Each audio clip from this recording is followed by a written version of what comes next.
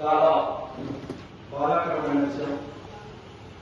పోయిన శనివారం మన మధ్యలోనే ఉండి మనతో హనుమాన్ చాలీసాలో పాల్గొని ఆదివారం ఉదయం స్వచ్ఛ భారత్ కార్యక్రమాన్ని చేసుకొని 50వ వారం బుధవారం నాడు ఎమ్మెల్యే కమిషనర్ అందరినీ అతిథులను పిలిచి ఈ యొక్క కార్యక్రమాలు కూడా మేము ఒక ప్లాన్ చేసుకోవడం అయింది. తరచుగా గుండెపోటు రావడం,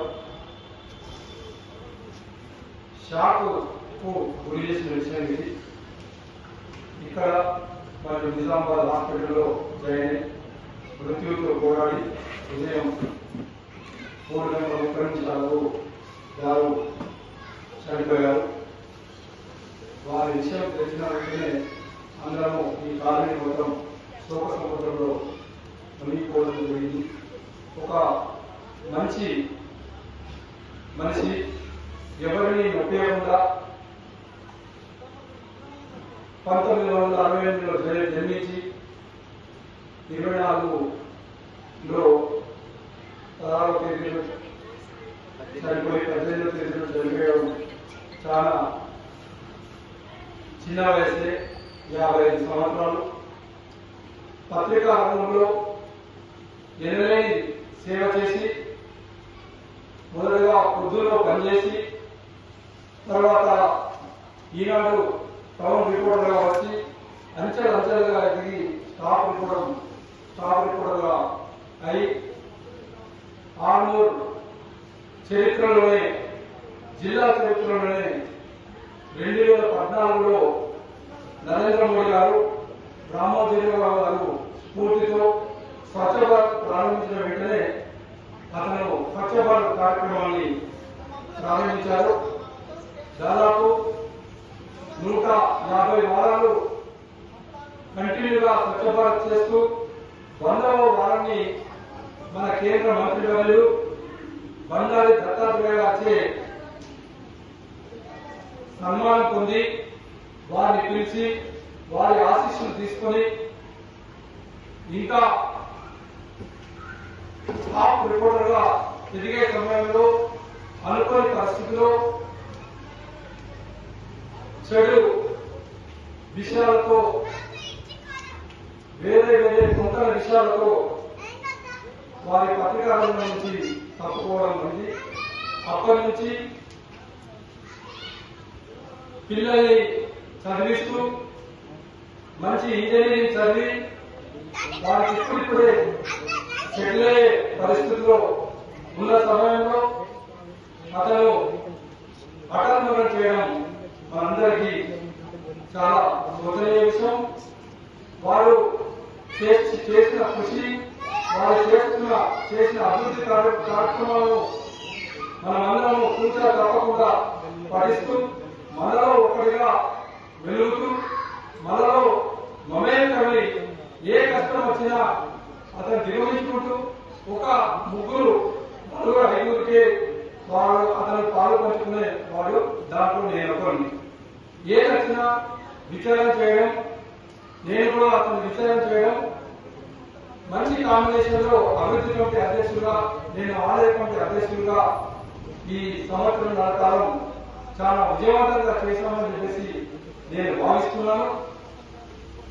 అదే స్ఫూర్తితో అతను ఏదైతే ఎంచుకున్నాడో స్వచ్ఛ భారత్ కార్యక్రమం కానీ ఇంకా వేరే కార్యక్రమాలని మనము ఉన్న అభివృద్ధి కమిటీ దాన్ని ముందుకు తీసుకుపోవాలని చెప్పేసి నేను కోరుతూ మీకు నేను అండగా ఉంటానని చెప్పేసి కూడా తెలియజేస్తూ వారి ఆత్మకు శాంతి చేకూరాలని చెప్పేసి నేను కోరుకుంటూ ఇప్పుడు మన కాలనీ మాజీ అధ్యక్షులు గడ్డ శంకర్ గారు ఒక నిమిషం వారి సంతాపం తెలియజేస్తుందిగా కోరుతూ.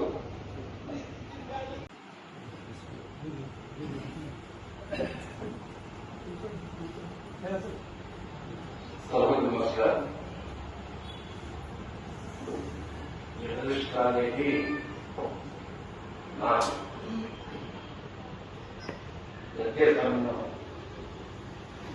ఈ అందరికీ ఫస్ట్ ఫస్ట్ ఈ స్థలం చూపించి కలెక్టర్ గారిని వేడు రాజేశ్వర్, మేఘా నరేందర్ అండ్ రవి ప్రతాప్ శర్మ, సాయన్న మొదలైన బృందం అంతా వివేక నేను మొట్టమొదలు ఆర్మూకు రాగానే ఒక 3 సంవత్సరాలు ఆంధ్రప్రభ రిపోర్టర్గా పనిచేశాను.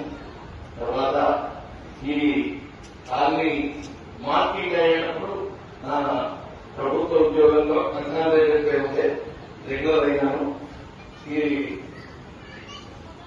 జర్నలిస్ట్ పత్రికా విలేకరిగా రాజీనామా చేసి అందులో కంటిన్యూ అయినాను. అయితే అప్పుడు అందరం కూడా కూర్చుండి చక్కగా వార్తలు రాసి ఎవరికి ఇంపార్టెన్స్ ఏ పేపర్కి తొందర ఇంపార్టెన్స్ ఉంటుందో అందరి సమన్వయంతో పనిచేస్తుండేవాళ్ళం.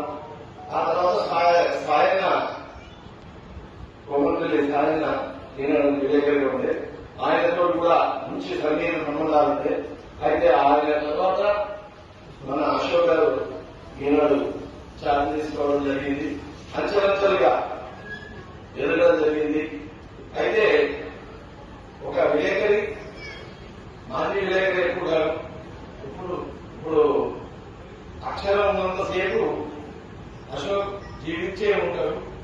అక్షరం అంటే నశించేది కాదు. ఆయన అనేకమైనటువంటి సాహసోపేతమైన వార్తలు రాయడం, జిల్లా పేజీ నుంచి ప్రధాన పేజీ వరకు ఆయన ముఖ చిత్రం కనిపించింది అశోక్ గారిని.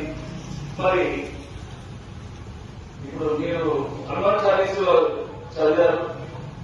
అంత్యకాలంలో ఈ చాలీస గడినాలు సాక్షాత్తు రామపురానికే వెళ్తారు కానీ మరి శనివారం రోజు ఆయన చాలీస పారాయణ చేసి నెక్స్ట్ డే ఇటువంటి జరగడం, పోయే వాళ్ళందరూ కూడా మంచి స్వర్గలోక ప్రాప్తి అయినా ఇక్కడ ఉండేటువంటి నియమంలో ఉన్నటువంటి వారికి కొన్ని ఇబ్బందులు ఉంటాయి.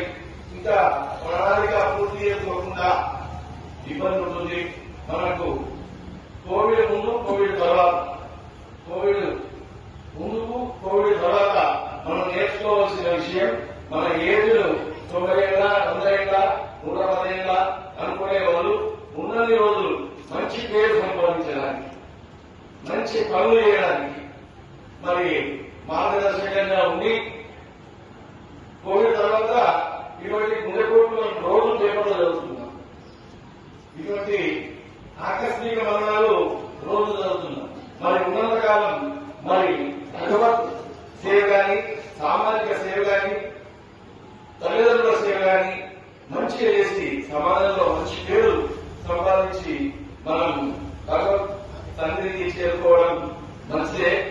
అయినా అకాల మరణం మన ఉన్నదందరినీ బాధపెడుతుంటుంది. వారికి, వారి కుటుంబానికి ప్రగాఢ సంతాపాన్ని తెలియజేస్తూ మీరు ఇప్పుడు చెప్తున్నాను. స్వామి గారు చెప్పారు ఒక శిలా విగ్రహం పెడదామని. ఆయన ఆశయాలను మనం విస్తారపరిస్తే, నిజంగా చెప్పాలంటే ఒక మాటలో చెప్పాలంటే అశోక్ చేయంగా ఆర్మూర్ జర్నలిస్ట్ కాలనీ జిల్లాలో ఫేమస్. తర్వాత దానికి అది పత్రికాముఖం అయితే ఇక్కడ రాజకీయ ముఖంగా శివరాజు కూడా దీన్ని జిల్లా వ్యాప్తంగా మంచి కాలనీగా అనేక సామాజిక సేవలు చేయడానికి, అదేవిధంగా ఆంజనేయ స్వామి దేవాలయం చిన్న స్థలంలో ఉన్నా కానీ మరి ఇంతమందిని కూర్చున్నట్టు చాలీసా పారాయణ చేయించడం ఇవన్నీ కూడా చాలా ఉదాహరణ. మరి ఏదేమైనప్పటికీ చాలా బాధాకరమైన విషయం. ఈ అకాల మృత్యు పొందిన అశోక్ గారి కుటుంబానికి ప్రగాఢ సంతాపం జరుగుతూ, అదేవిధంగా వారి ఆత్మ పరిపూర్ణమైన శాంతి ఉండాలి అని చెప్పి మనస్ఫూర్తిగా కోరుకుంటున్నాను. అయితే శాస్త్రం ఏం చెప్తుంది అంటే ఉన్నప్పటికైనా పోయినాక పిల్లల మీద ఆశీర్వచనం ఎక్కువ ఉంటుంది.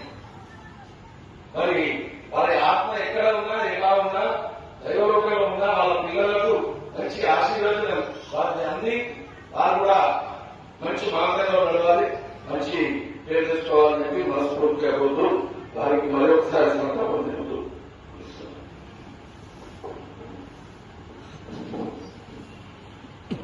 ఇప్పుడు